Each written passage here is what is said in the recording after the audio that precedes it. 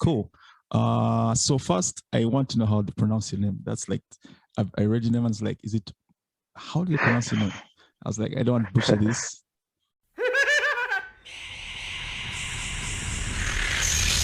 In this episode of Madhouse, we speak to Mayuyuka Kaunda, a music journalist and writer, about his process, his early days, and love for music, and all the cool things he's been up to.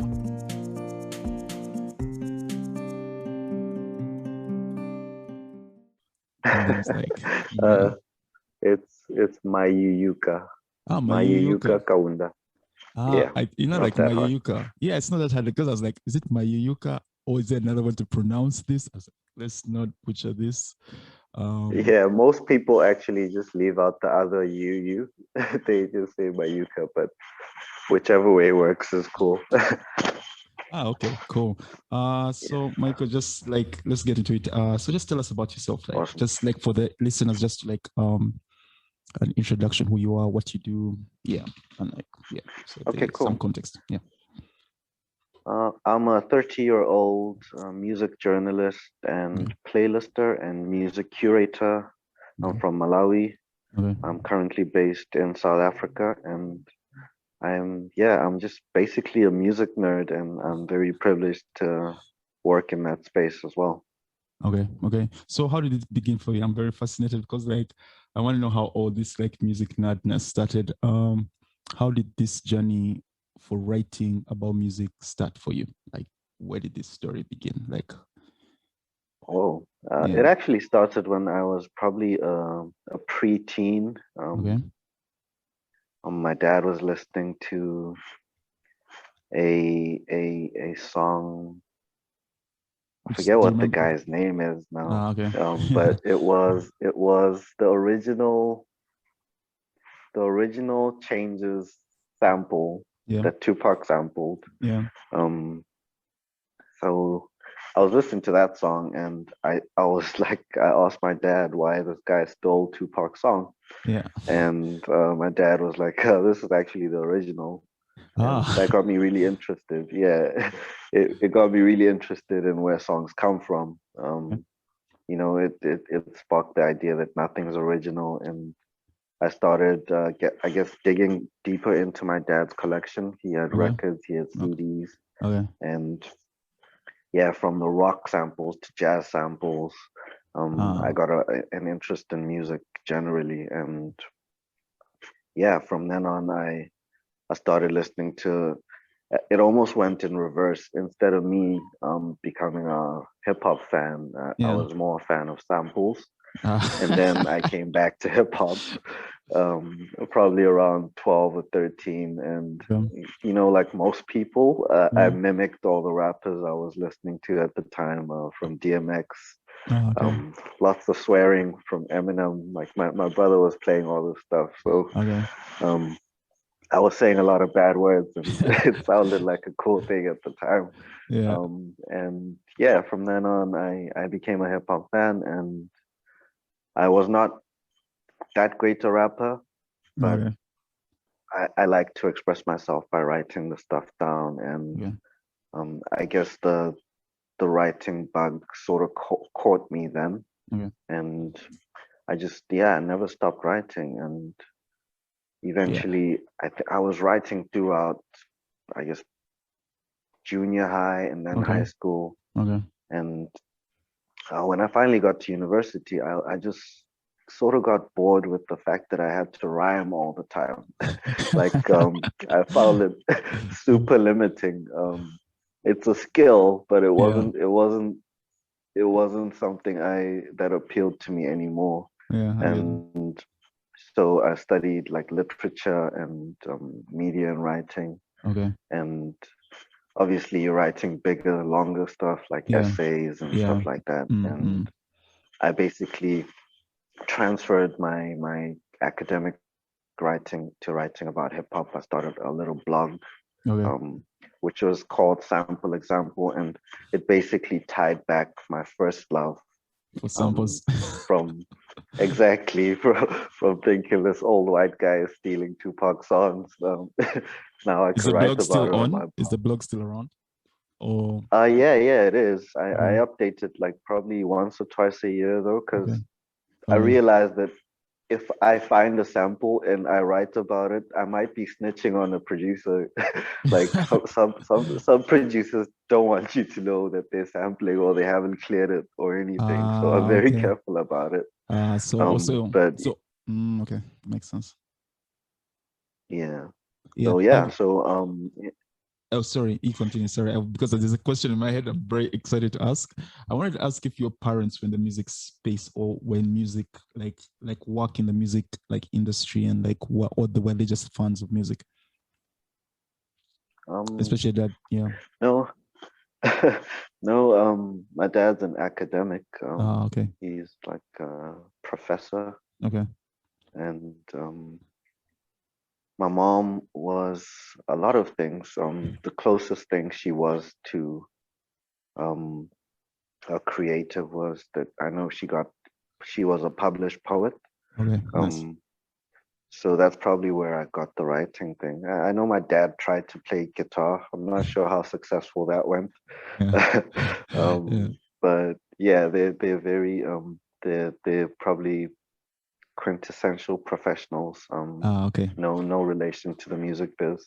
okay. They just loved music and then went and did their professional work on the side, I guess, on Yeah, as the main thing. Oh, okay, that's cool. yeah, Uh, yeah. so, so what did you do in university? What was the course you did? What's the writing? I don't know.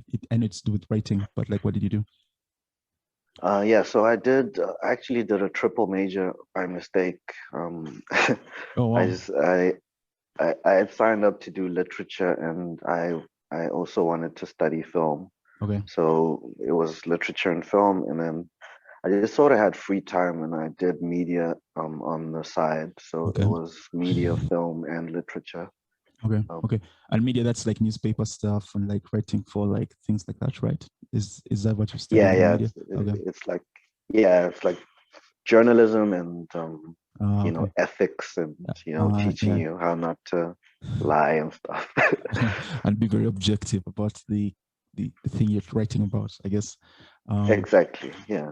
okay. So how did this, so after uni, what happens? Like where do you end up? Do you get straight into like music writing or is there some other stuff you like first, first have to navigate through before you get to this space where you're actually writing for like music and Yeah. So during uni, I'd obviously started the blog and yeah, I was writing during uni, yeah, and I came across this like request from the African hip hop blog okay, asking for writers, and you okay, had to submit like previous writing. So I submitted my blog.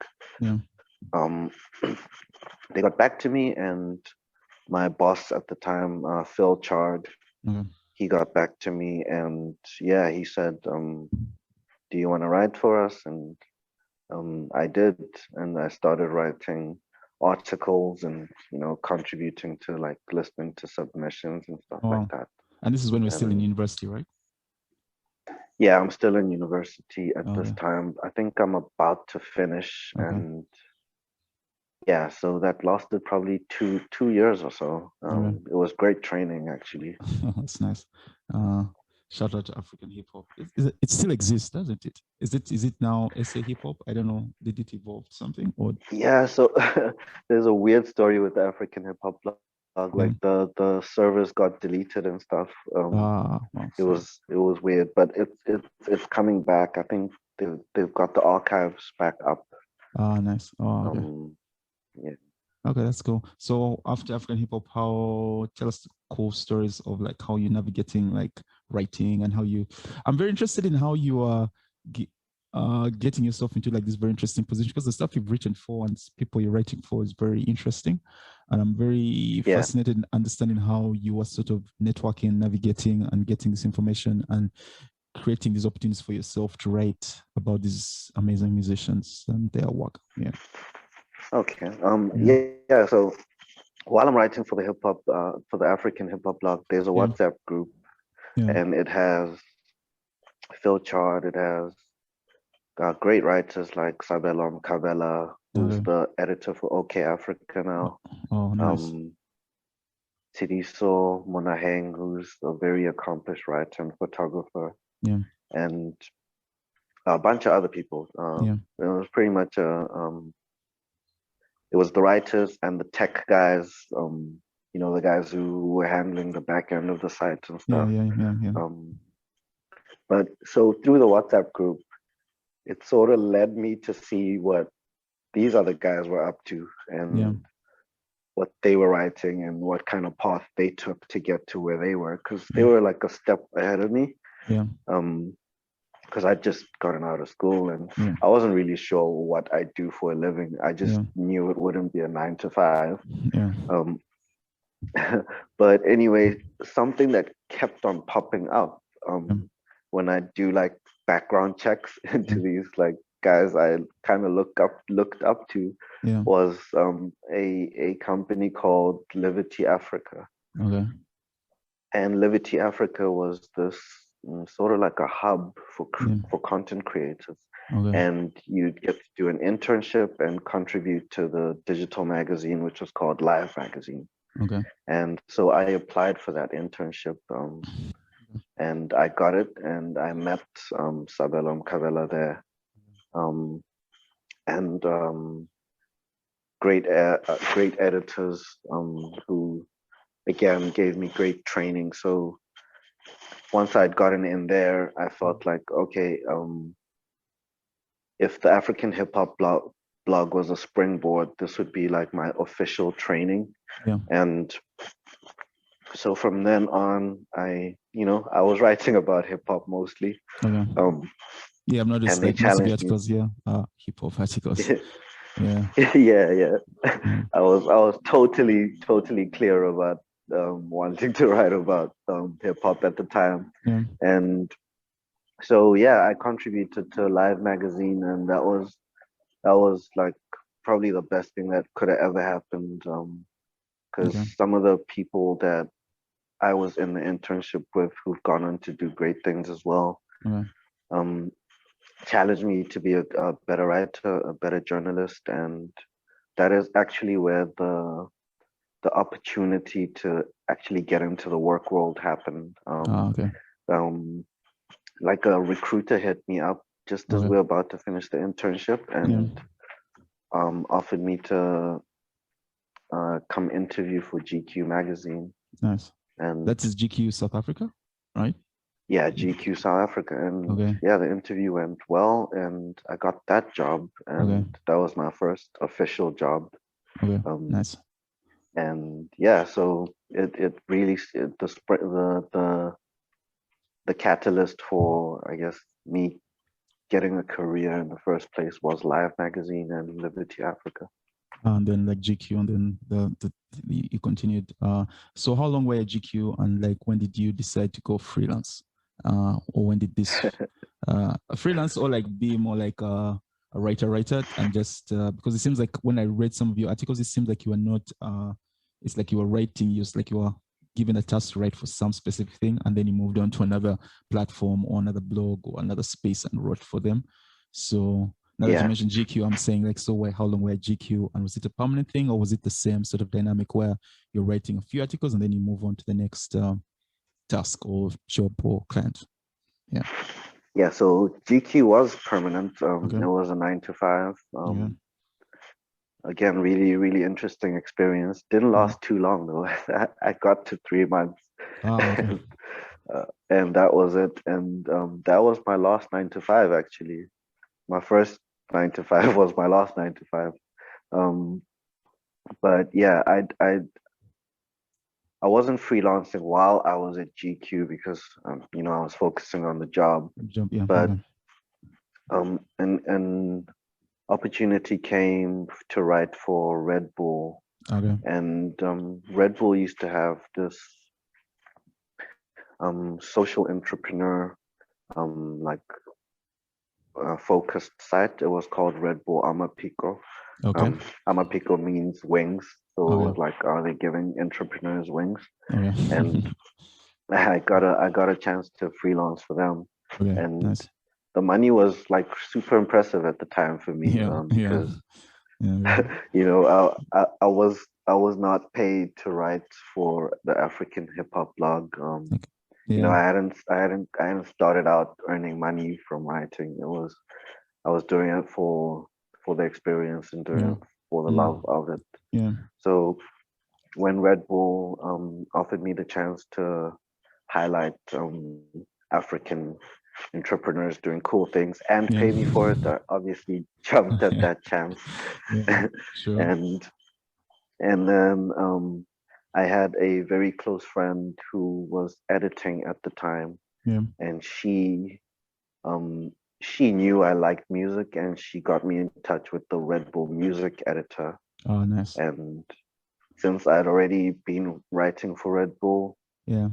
it was a really easy sell, I guess. Yeah. For And sure. so yeah, I mean, not easy, but Yeah, but I mean, it's much more. It's not easy, but like it's obvious. Like it's easier to sell it, like because you kind of know how they work, so it's much yeah, easier to yeah, get the work done. Yeah.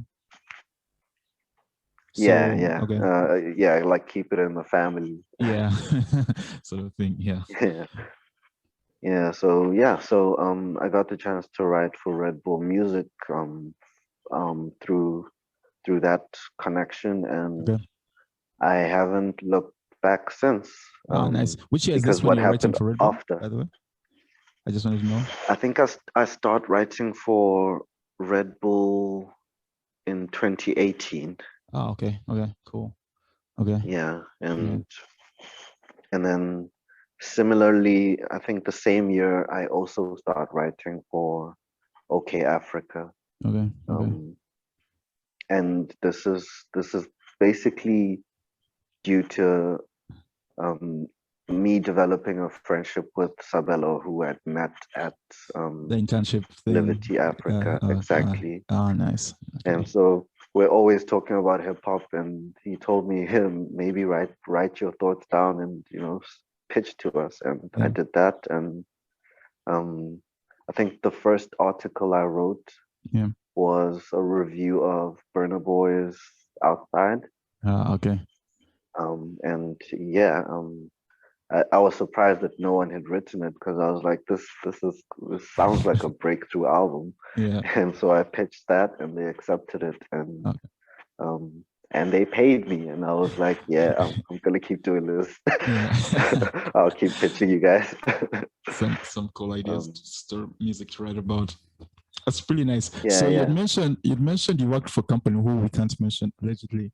I was also very fascinated how you got that opportunity to work for these guys. I guess we shall put this in the show notes or never, or we'll just keep it in the air. Well, it's not totally secretive. It's just one of the leading digital service providers. Yeah. And yeah, I started working for them purely by luck. Oh, okay. I had sent a cold email to the head of music Africa operations. Okay. And yeah, I said, this is what I do, this is what I can offer. Yeah. Super keen to join the team. And I believed in what they were doing, and Yeah. I'd watched yeah, go ahead. Yeah, no, I'm saying like what they're doing as a platform in Africa, they're really trying to do some very interesting things with their platform. I guess it's very exciting, especially for African music. I think it's really like when you see what they're doing and the work they're trying to put together in trying to like prop up and celebrate like what African musicians are doing today. I think it's pretty cool. I mean, Yeah. I'm sorry to the listeners, we can't mention the name of the brand, the company, but I guess you shall follow, go to like Mayuyuka's like LinkedIn or something, you'll get the gist, I guess, or something of who we're trying to talk, what we're talking about. Yeah. I think that's what appealed to me. The not just on the music side, there's also a very strong editorial focus where we're trying to create a narrative around the music as well, and also let artists speak for themselves when we can, and I think that's super important. Okay, that's nice. I'm very excited. You said some things that are very interesting. That I was paying attention to, and I was like, oh wait, this is very interesting. That it seems like for the first 2 years you're ideally working for free, and just like Yeah. harnessing a network and skill, and which is something I want to understand. Because so many creatives, when they kind of leave, or very creative people, or people want to do like some of the stuff, just creation stuff, whatever it is, may not be writing, may not be anything else. Everyone is really hungry to like get paid, or sort of like, I don't know why, but I wanted to understand what's your state of mind, and how did you get to that state of mind where you said, you know what, it's okay for the first 2 years, I will just do this as long as I get my foot in the door and get to writing and working on my craft and like getting to do the stuff that you're doing now. Yeah, well, I guess to answer that, I must admit that it's a privileged decision to make. Whether we notice it or pay attention to it, there's usually a support system around us that enables us to make decisions. But I could write for free during varsity because I was tutoring. Okay. So I got a bit of money on the side. Yeah. From working for the university. Yeah. Okay. And like, it was very generous actually. Now that I think of it, shout out to University of Cape Town. Okay. The rates weren't bad at all. Okay. So I could support my my blind belief that this is something that I'm good at and that will pay off in the future, because I could think of work as something else. I think it's a lot harder to follow your passion when it is work and a passion. I don't know if that makes sense. Okay, it becomes very okay. I understand. Yeah. Like if you need. Sorry, continue. Sorry, just think. Yeah, no, I just mean if you need to write this article this week and it doesn't come from a place of I just want to do it, it's a different color to how you feel when you're approaching it. So I could like do other work, and then when I was writing, it didn't feel like, oh man, I have to write about Burna Boy, and I have to think about WizKid's album. I actually was thinking about it, and like most things, on your way to work or during your work break, you need a break from work. And I would use music as that. And I also just had this blind belief, I think I still have it, that that if I set my mind to something, I don't think failure is my worst fear. And I think that's a good quality that I have. That's nice. Yeah. I see I see it as like just part of, it's a process, like you don't succeed at everything. Sure. And I think you have to have a healthy attitude to failure, because you just tend to do more stuff, whether it makes sense or not at the time. You can also stick with things a bit longer because you don't have the end in mind. So that's why I could do that for 2 years. I wasn't counting the days. I was just biding my time, and I wasn't putting myself under too much pressure. And when I did feel pressure, it was a sign for me to work harder and get better, and practice a bit more, and diversify. Wow, that's amazing. I mean, the fact they say that when you felt the pressure, you just said, let me just work harder. And like sometimes when people feel the pressure, it's like either this is not for me, or I'm not, you know what I mean? Like people get into the other mode where they're just more like, maybe it's not for me, or I'm not, built for this. And it's like a whole other conversation. And I'm very, very interested that you say that when the pressure came, you're just like, yeah, I think I better learn how to write faster, better, clearer. Which is I mean, I think everyone does it sort of subconsciously. I think that's what you're talking about, like that self-evaluation. like saying I'm not built for this, or I mean, I've always had this theory that the world usually doesn't say kind things to you, so you might as well be the one doing it. I'll never We're about to start like making T-shirts negatively from your quotes. say bad stuff about myself. So you know, my answer to a feeling like what I did when I thought, okay, I need to get better, was that I diversified. Like you know, put on some Kanye West. I always used to play that Kanye West that champion song. Like that song can get you through anything. Like but yeah, my answer to feeling the pressure and wanting to get better was to think about more stuff than just hip hop. And that's when I guess I really centered my focus on like just trying to unearth and cover African artists regardless of what genre they were doing. And that, I guess, that little decision has led me on a really interesting path since. I mean, when you sent me the bio, I was very fascinated what you're doing for like African music.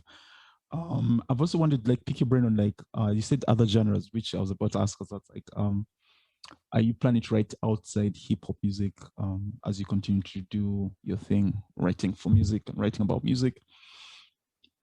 Do you intend to keep writing, or are you just really going to specialize around hip hop, or are you planning to do other genres within the space?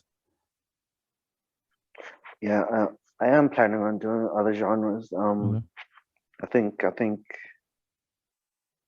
the beauty of music is that there's always something new. There's phases, and there's like you know, there's moments. So from the Alte scene in Nigeria to the Amapiano that's coming out of South Africa, that all needs to be documented while it's happening and while it's fresh in our minds. So I definitely, even if I didn't want to, I think we need to document our stories. And, that's very true. Yeah. Because it's the same thing we're trying to do here at Asylum, where I've started realizing, like, you know how you like watch a lot of like YouTube and realize like the rest of the world is documenting the process of how they make films, music, and they're doing it a lot. Even like there may not be a lot going on, but they're just doing it so much that we kind of have been like sort of ideally brainwashed into thinking like, or saying like, oh, that's how it's done. Or, and then I'm like, hey, how about us? Can't we also tell the story of how we make stuff? And seeing what you're doing with like writing. And that's why I reached out to you and I was like, hey, I'm very interested in like seeing and talking to Mayuyuka, because like I was like, oh wow, like the stuff we're trying to do here at Asylum and the same stuff you're trying to do is almost the same, like almost like same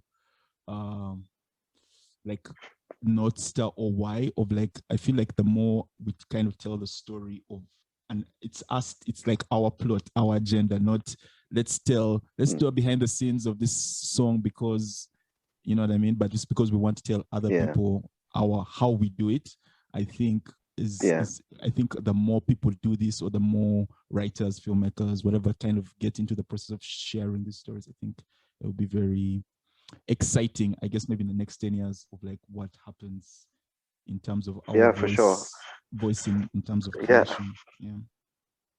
I was listening to the episode you did with the sound guy. Yes, Edson. Yes, and obviously, like I studied film and been involved in like behind the scenes and stuff, and those guys don't get enough love, you know. So I was really, really happy that finally someone's recognizing. You know, it's not just the actors. Like, I think they should put the sound guys on the posters too. True. Yeah, I mean, it's something like very funny, but like with Edson, we're trying to do like a couple of YouTube videos around the process of what it means to be a sound guy. And I think not yet, maybe they'll be ready by August, but we're trying to do some more content around like like just like, you know, those guys that we never really pay attention of, guys go to weddings or events and they don't Yeah. they don't pay attention that, hey, all this energy and excitement you're getting is because the guy behind some board somewhere in the dark Yeah. corner is making things happen. Exactly. And he has been here since 3 last night setting up wires and, Yeah. and yeah, and like The I dirty get what you work. yeah, and I think the more we tell the stories, I think the more also people appreciate what it takes to do this stuff. Mm. Because it, I mean, Yeah, but like, also, how does it yes, make you feel like when you are telling that story? I mean, I'm just very excited. For me, especially for me, it's like enlightenment for me, especially like I'm super excited because I'm like, oh wow, that's how you get to do that. Oh wow, that's how Yeah. that is done. And there's a much deeper appreciation for it. And like I'm like, okay, Mm. cool. I now understand it. And like now I can also be an ambassador for, you know, like when you're talking about writing and like, you know, people like you're just writing. And I'm like listening to story and I'm like, Yeah. oh wait, writing doesn't just like happen, guys. Like it's a process, it's a thing that Yeah. takes time to do. And so talking to like creators and like you and other creators, just like for me, it's just like that sort of excitement of like, oh wow, we need to like do this. I mean, like even this year Yeah. I've been crazy and I'm like, guys, I want to do like 200 episodes. Guys are like, what? You're going to do 200 episodes? I'm like, yeah, we need to like go hard Push. on like Yeah. really You telling these know, stories and getting people.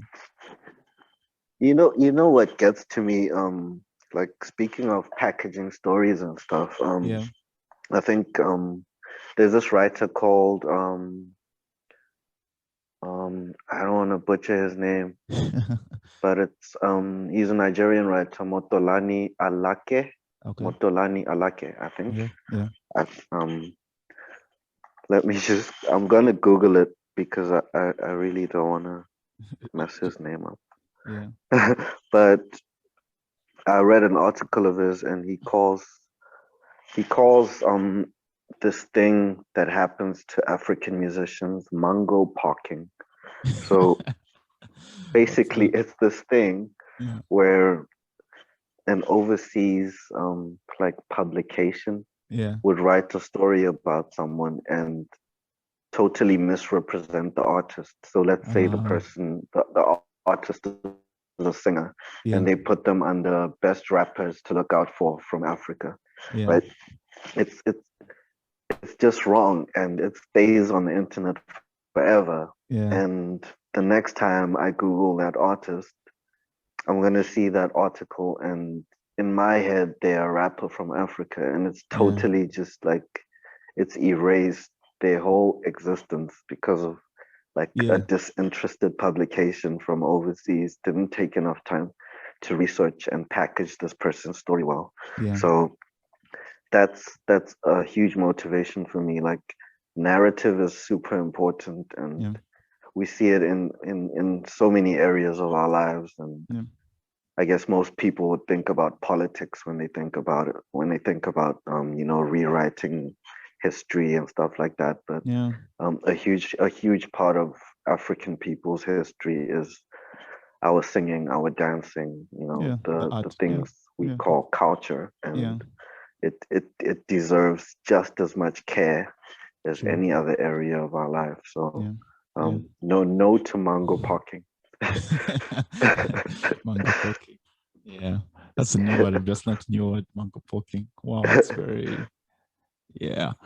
So as we end the podcast, I usually ask the guest um like one life lesson that you think people can take away from this whole conversation we've just had. Like just a life lesson that you've learned as a writer and as a creative person. That you think they can apply whether in their art, whatever they are making, or in life that you have learned and you think people should go away with at least in case we're bored them for the past 1 hour. Yeah, yeah, It's already been an hour. Oh, I'm yeah, not bored, so yeah. at least No, yeah, at least that's we good. enjoyed it. Yeah, true. um, well, I've got two. Like my personal motto is a lyric by a rapper and she is an actual rapper. She's not I'm not gonna erase her identity. Yeah. Akua Naru is the rapper, and Okay. she's got this line: "Self-love is the very first romance." Oh, nice. Um, very important, and I guess a life lesson is, you know, everything is a story, and every day is a new page, and Yeah. it's really important to, I guess, appreciate the lessons from your previous pages, but Yeah. also try and write the next pages with as much enthusiasm and care as you can. And Yeah. Again. that would be my advice. Life is a story, and let's try have a. If the ending isn't happy, just at least make sure that it's peaceful and you're content. That's nice.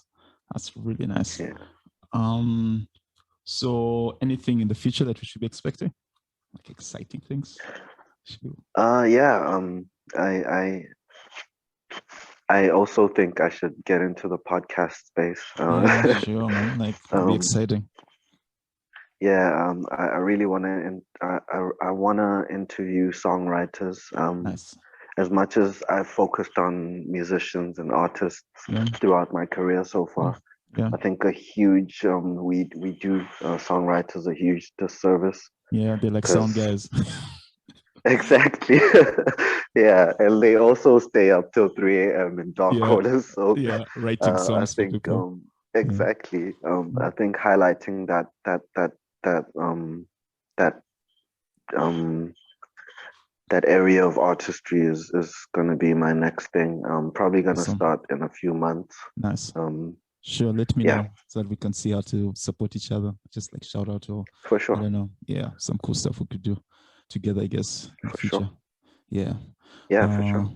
Cool. Thank you so much for your time. Thank you, man. Thanks for having me. And this is actually the first time I've been interviewed. So. Oh wow! Okay, that's cool. That's nice. Yeah. Yeah. And yeah, really enjoyable. I really appreciate the effort you've taken as well. Thank you.